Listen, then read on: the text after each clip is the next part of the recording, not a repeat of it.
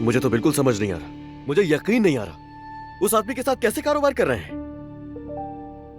क्यों नहीं कर सकते? क्या तुमने नहीं कहा था कि वो आदमी दुआ के साथ है? हाँ तो इसमें हर्ज क्या है?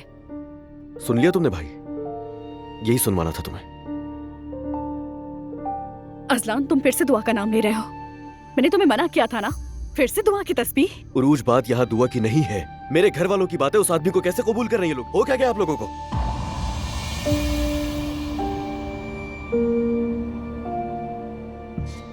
अजलान, क्या तुम्हें अंदाजा भी है कि तुम क्या कह रहे हो?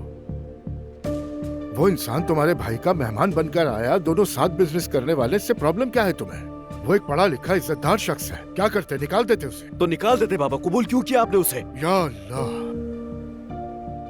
जब यहाँ मेरी बात आती है तो हर कोई इतना समझदार क्यों बन जाता? आखिर है क्या ये? इसका ताल्लुक तुमसे नहीं है अजलान, समझ नहीं आई?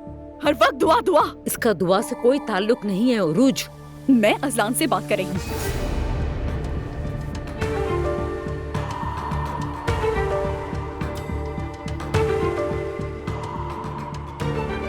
तुम ये बात खत्म क्यों नहीं कर देते? हाँ, क्या तुम्हें वजह नहीं दिख रही उरूज? तुम चुप नहीं बैठ सकती, बीच में बोलना जरूरी है क्या? देखो उरूज, प्लीज नायला को तंग मत करो। अल्लाह का वास्ता, ये टॉपिक खत्म नहीं हो सकता। बिल्कुल भी नहीं।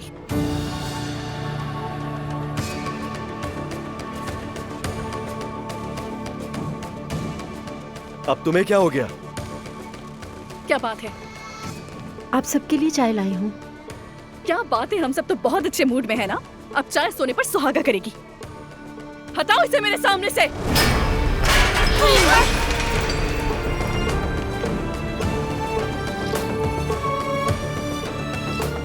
कहीं ये पागल तो नहीं है? ये पागल हो गई है। नाइला, आप चुप हो जाओ प्लीज। अजलान, जाकर अपनी बीवी को संभालो।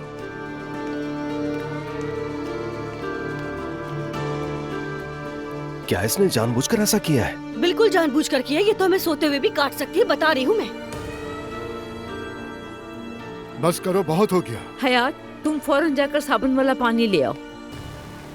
अल्लाह, इसे अक्ल दे। अम्मी जरा एहतियात करें। ठीक है, लाओ मुझे दो। ध्यान से चुभ ना जाए।